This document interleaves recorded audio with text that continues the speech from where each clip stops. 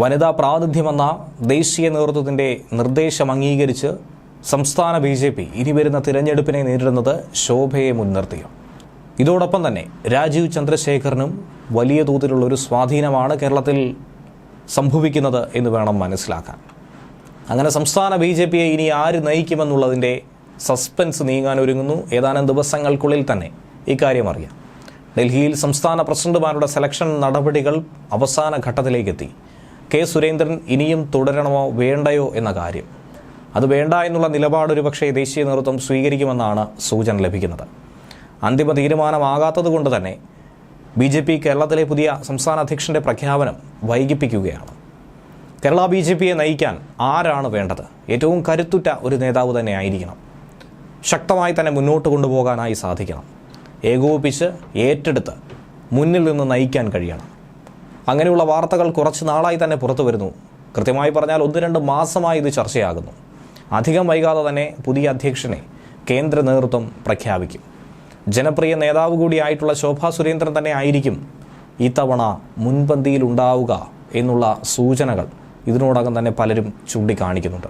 എന്നാൽ എന്തായിരിക്കും കേന്ദ്ര നേതൃത്വം തീരുമാനിക്കുക എന്നുള്ളത് അവസാന നിമിഷം മാത്രമാണ് അറിയാൻ സാധിക്കുന്നത്. കേരളത്തിലെ BJP നേതാക്കളെ സംബന്ധിച്ച് നോക്കുകയാണെങ്കിൽ വിമത ചേരിയിൽ നിൽക്കുകയാണ് ശോഭ അധ്യക്ഷ പദവിയിലേക്ക് എത്തിയാൽ മുരളീധരൻ, സുരേന്ദ്രൻ ഗ്രൂപ്പിനൊക്കെ തന്നെ ഉണ്ടാകുന്ന അസ്വാരസ്യങ്ങൾ അതൊരു ഭാഗത്ത് ചർച്ചയായിക്കൊണ്ടേയിരിക്കുകയാണ്. എന്നാൽ ഇതിനെയൊക്കെ, ഈ പിടലപ്പിണക്കങ്ങളെയൊക്കെ തന്നെ പരിഹരിക്കാനും രമ്യതയോടുകൂടി മുന്നോട്ട് കൊണ്ടുപോകാനുമുള്ള ശ്രമങ്ങൾ ഒരു ഭാഗത്ത് നടത്തുന്നു എന്ന് വേണം മനസ്സിലാക്കാൻ. ഏറ്റവും നിർണായകമായൊരു തിരഞ്ഞെടുപ്പിനെയാണ് ഇനി BJP അഭിമുഖീകരിക്കാനായി പോകുന്നത്. 2026 തിരഞ്ഞെടുപ്പും 25 തദ്ദേശ സ്ഥാപനങ്ങളിലെ തിരഞ്ഞെടുപ്പും. നിയമസഭയിലും തദ്ദേശ സ്ഥാപനങ്ങളിലും വലിയ നേട്ടം ഉണ്ടാക്കാമെന്നുള്ളൊരു പ്രതീക്ഷയാണ് BJPയെ മുന്നോട്ട് നയിക്കുന്നത്. ഈ സാഹചര്യത്തിൽ മറ്റ് വിവാദങ്ങളിലേക്ക് കടക്കാതെ, മറ്റ് പ്രശ്നങ്ങളിലേക്ക് നയിക്കാതെ ഒത്തൊരുമയോടുകൂടി എങ്ങനെ BJPയെ മുന്നോട്ട് കൊണ്ടുപോകാം, ബ്രാൻഡ് ചെയ്യാൻ സാധിക്കും, ജനങ്ങൾക്കിടയിൽ ആഴത്തിൽ എത്തിക്കാൻ, അത് വോട്ടായി മാറ്റാൻ എങ്ങനെ കഴിയുമെന്നുള്ള ഒരു ഇന്നർ എൻജിനീയറിംഗ് ആണ് BJP നടത്തുക. RSSന് കൂടി ഏറ്റവും സ്വീകാര്യനായ ഒരു വ്യക്തിയെ തന്നെ BJP സംസ്ഥാന പ്രസിഡന്റായി സ്വീകരിക്കണമെന്നുള്ള നിർദ്ദേശം കേരള വിഭാഗം മുന്നോട്ട് വയ്ക്കുന്നുണ്ട്.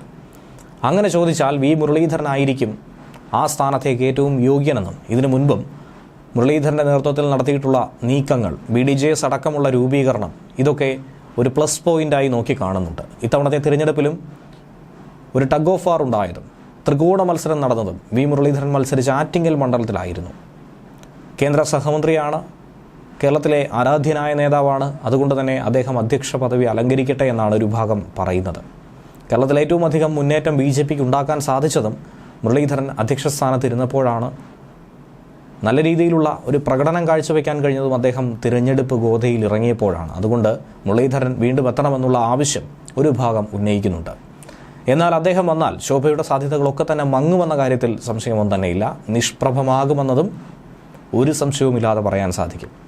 എന്നാൽ ഒരു പുതുമുഖം എന്ന രീതിയിലും ഒരു ബ്രാൻഡ് എന്ന രീതിയിലും മുൻ കേന്ദ്രമന്ത്രി രാജീവ് ചന്ദ്രശേഖറിനെ കൂടി അധ്യക്ഷനാക്കാനുള്ള ഒരു സാധ്യതയുണ്ടോ എന്ന ചോദ്യവും ഇവിടെ ഉയർന്നു കേൾക്കുന്നുണ്ട്. എന്നാൽ ആ സാധ്യതകളെയൊക്കെ തന്നെ തള്ളിക്കളയാവുന്ന ചില പ്രതികരണങ്ങളും പുറത്തു വരുന്നുണ്ട്. കാരണം അദ്ദേഹം തിരുവനന്തപുരം കേന്ദ്രീകരിച്ചുള്ള ഒരു പ്രവർത്തനം ഈ അടുത്തായി നടത്തി പോരുന്നുണ്ട്. മാസത്തിൽ ഒരാഴ്ചയെങ്കിലും തിരുവനന്തപുരത്തെത്തുകയും ഇവിടുത്തെ വീട്ടിൽ നിന്ന് ജനങ്ങളുമായി ബന്ധപ്പെട്ട വിഷയങ്ങളിൽ ആശാവർക്കർമാർ അടക്കമുള്ള ഏറ്റവും ഒടുവിലത്തെ വിഷയത്തിലടക്കം ഇടപെട്ട് പ്രവർത്തിക്കാൻ അദ്ദേഹം തയ്യാറാകുന്നു.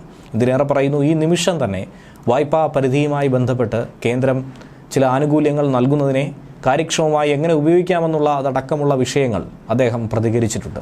മറ്റൊരു നേതാവിനും കഴിയാത്ത രീതിയിൽ ദീർഘവീക്ഷണത്തോടുകൂടി ഇങ്ങനെയുള്ള പ്രതികരണങ്ങൾ നടത്തുന്ന അദ്ദേഹത്തെ സംസ്ഥാന അധ്യക്ഷനായി മാത്രം ഒതുക്കേണ്ടതില്ല, പകരം അടുത്ത ഒരു കേന്ദ്രമന്ത്രി സ്ഥാനത്തേക്ക് അടക്കം പരിഗണിക്കാൻ സാധിക്കും. എന്തിനേറെ പറയുന്നു, കേരളത്തിൽ ഒരു സാധ്യത അദ്ദേഹത്തിന് നോക്കി കാണുന്നുണ്ട്. ഇനി വരുന്ന നിയമസഭാ തിരഞ്ഞെടുപ്പിലടക്കം അദ്ദേഹത്തെ മത്സരിപ്പിക്കാനുള്ള സാധ്യതകളും തള്ളിക്കളയാൻ കഴിയില്ല എന്ന് വേണം മനസ്സിലാക്കാൻ. തിരുവനന്തപുരത്ത് BJP സ്ഥാനാർത്ഥിയായി അദ്ദേഹം മത്സരിച്ചപ്പോൾ കേവലം 10-16,000 വോട്ടിൻ്റെ വ്യത്യാസത്തിലാണ് 1ാം സ്ഥാനം നഷ്ടമായത്. എന്നിരുന്നാലും 20 ദിവസത്തിനുള്ളിൽ തന്നെ അദ്ദേഹത്തിന് 2ാം സ്ഥാനത്ത് നിലനിർത്താനും ജനങ്ങളുടെ മനസ്സിൽ കയറിപ്പറ്റാനുമായി സാധിച്ചിട്ടുണ്ടായിരുന്നു. അതുകൊണ്ട് തന്നെ അദ്ദേഹം നഗരത്തിൽ ഏകദേശം 8ഓളം മണ്ഡലങ്ങളിൽ 1ാം സ്ഥാനത്തെത്തിയതും 8ഓളം മണ്ഡലങ്ങളിൽ BJPയെ മുന്നോട്ട് നയിച്ചതുമൊക്കെ അനുകൂല ഘടകമായി നോക്കിക്കാണുന്നുണ്ട്. BJPക്ക് പ്ലസ് പോയിൻ്റായി കാണുന്നതും ആ ഒരു നേട്ടം തന്നെയാണ്. കെ സുരേന്ദ്രൻ ഒഴിഞ്ഞു കഴിഞ്ഞാൽ രാജീവ് ചന്ദ്രശേഖറിനെ അധ്യക്ഷ പദവിയിലേക്ക് പരിഗണിക്കാമല്ലോ എന്നുള്ള സൂചനകൾ കേൾക്കുന്നുണ്ട്. കേന്ദ്ര നേതൃത്വത്തിന് ഏറ്റവും അധികം സ്വീകാര്യനാണ് രാജീവ് ചന്ദ്രശേഖർ. അദ്ദേഹം ഇതൊന്നും തന്നെ ഇതുവരെയും നിഷേധിച്ചിട്ടില്ല. എന്നാൽ ഇനി രാജ്യസഭാ സീറ്റ് ഒഴിവ് വരുമ്പോൾ രാജീവ് ചന്ദ്രശേഖറിനെ കേന്ദ്രമന്ത്രി പദവിയിലേക്ക് പരിഗണിക്കാനുള്ള സാധ്യതയും തള്ളിക്കളയാൻ കഴിയില്ല. അധ്യക്ഷ പദവിയിലേക്ക് വരുമ്പോൾ ഇനിയുള്ള തദ്ദേശ തിരഞ്ഞെടുപ്പിനെയും നിയമസഭാ തിരഞ്ഞെടുപ്പിനെയും നിർണായകമായി തന്നെയാണ് നോക്കിക്കാണുന്നത്. വട്ടിയൂർക്കാവിലോ നേമത്തോ രാജീവ് ചന്ദ്രശേഖറിന് ഒരുപക്ഷെ സാധ്യതകളുണ്ടെന്നാണ് പലരും ചൂണ്ടിക്കാണിക്കുന്നത്. ജനുവരിയിൽ തന്നെ അധ്യക്ഷന്മാരെ തീരുമാനിച്ച് ഫെബ്രുവരിയിൽ അത് പ്രസിദ്ധപ്പെടുത്തി മാർച്ചോടുകൂടി ഏകോപിപ്പിച്ചുള്ള ഒരു പ്രവർത്തനമായിരുന്നു നേരത്തെ പദ്ധതിയിട്ടത്. പക്ഷേ അതൊക്കെ തന്നെ താളം തെറ്റുകയാണ് ചെയ്തത്. ഇതിനിടയിൽ മണിപ്പൂരിലെ പ്രതിസന്ധി മുന്നിൽ വന്നിരുന്നു. അതിന് പിന്നാലെ ഡൽഹി തിരഞ്ഞെടുപ്പ് അടക്കം ഉണ്ടായത് BJPയെ സംബന്ധിച്ച് ചില കാലതാമസങ്ങൾക്ക് കാരണമായി മാറിയിരുന്നു. അങ്ങനെയാണ് ഈ തീരുമാനം നീണ്ടുപോകുന്ന ഒരു സാഹചര്യം ഉണ്ടായത്. എന്തായിരുന്നാലും ഇനി അത് നീണ്ടുപോകില്ല എന്ന് വേണം മനസ്സിലാക്കാൻ. ഇതുകൂടാതെ തന്നെ സംസ്ഥാന ജനറൽ സെക്രട്ടറി ആയിട്ടുള്ള MT രമേശിൻ്റെ പേരും ഉയർന്നു കേൾക്കുന്നുണ്ട്. സീനിയോറിറ്റി അനുസരിച്ച് നോക്കുകയാണെങ്കിൽ ദേശീയ നേതൃത്വത്തിന് MT രമേശിനെയാണ് പരിഗണിക്കാനായി സാധിക്കുക. K സുരേന്ദ്രനെക്കാളും മുന്നേ MT രമേശ് ആയിരുന്നു എത്തേണ്ടത് എന്നുള്ള ഒരു സൂചന നേരത്തെ നൽകിയിരുന്നു. ദേശീയ നേതൃത്വം അനുകൂല നിലപാടിലല്ല എന്ന് വേണം കരുതാൻ.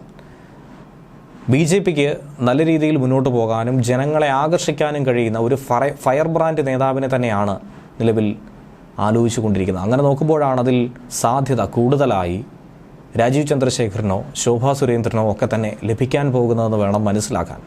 ശോഭാ സുരേന്ദ്രൻ്റെ കാര്യത്തിൽ വലിയ താല്പര്യം ദേശീയ നേതൃത്വം പങ്കുവയ്ക്കുന്നു എന്ന് വേണം മനസ്സിലാക്കാൻ. ശോഭ മത്സരിച്ച എല്ലാ മണ്ഡലങ്ങളിലും വോട്ട് വിഹിതം വർദ്ധിപ്പിക്കുന്നതും ജനങ്ങൾക്കിടയിൽ വലിയൊരു സ്വീകാര്യത ഉണ്ടാക്കിയെടുക്കുന്നതും വീട്ടമ്മമാരുടെ വോട്ട് കേന്ദ്രീകരിക്കാൻ സാധിക്കുന്നതുമൊക്കെ വലിയ നേട്ടമായി തന്നെയാണ് നോക്കിക്കാണുന്നത്. കേന്ദ്രമന്ത്രിമാരുമായിട്ടുള്ള ബന്ധം, അമിത്ഷായും നരേന്ദ്രമോദിയുമായിട്ടുള്ള അടുപ്പം, ഇതൊക്കെ തന്നെ അനുകൂലമായി മാറുമെന്നാണ് നിലവിൽ കരുതുന്നത്. പക്ഷേ ഗ്രൂപ്പ് വിഭാഗീയത തന്നെയാണ് ശോഭയ്ക്കെതിരെ നിൽക്കുന്ന ഒരു പ്രധാന ഘടകം.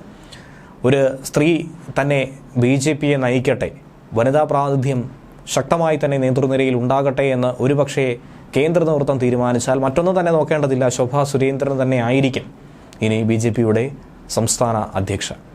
5 വർഷം പൂർത്തിയാക്കിയ സുരേന്ദ്രൻ മാറിക്കഴിയുമ്പോൾ പല പേരുകൾ ഇത്തരത്തിൽ നേതൃത്വം പരിഗണിക്കുമെന്ന് ഉയർന്നു കേൾക്കുന്നുണ്ട്. നിയമസഭാ തിരഞ്ഞെടുപ്പ് അടക്കം മുന്നിൽ കണ്ട് പുതിയ പരീക്ഷണങ്ങൾ ഒരുപക്ഷേ പാർട്ടി നടത്തിയേക്കും. മണിപ്പൂരിൽ പുതിയ മുഖ്യമന്ത്രിയെ തീരുമാനിക്കാനുള്ള ചർച്ചകൾ നടന്നതുകൊണ്ടാണ് നേരത്തെ സംസ്ഥാന പ്രസിഡന്റുമാരുടെ തിരഞ്ഞെടുപ്പ് പ്രക്രിയ വൈകിയത്. രാജസ്ഥാനിൽ നേരത്തെ ഉണ്ടായിരുന്ന പ്രസിഡന്റ് മദൻ റാത്തോഡിനെ തന്നെ ഇത്തവണ വീണ്ടും അധ്യക്ഷനായി തിരഞ്ഞെടുത്തതുകൊണ്ട് കേരളത്തിലും അത് സംഭവിക്കുമോ എന്ന ചോദ്യമാണ് ഉയർന്നു കേൾക്കുന്നത്. 5 വർഷം സ്ഥാനത്ത് തുറന്നവർ ഒഴിയണമെന്നുള്ള ഒരു മാനദണ്ഡമുണ്ട്. അതനുസരിച്ച് K സുരേന്ദ്രൻ മാറേണ്ടതാണ്. പക്ഷേ തദ്ദേശ തിരഞ്ഞെടുപ്പ് നടക്കുകയാണ്. അതുവരെ തുടരട്ടെ എന്ന് ഒരുപക്ഷേ കേന്ദ്രം തീരുമാനിച്ചാൽ അതങ്ങനെ തന്നെ തുടരും. പിന്നീട് നിയമസഭാ തിരഞ്ഞെടുപ്പും വരുന്നു. അങ്ങനെ വന്നാൽ 2026 വരെ ഒന്നും തന്നെ ഭയക്കേണ്ടതില്ല എന്നാണ് K സുരേന്ദ്രൻ കരുതുന്നത്.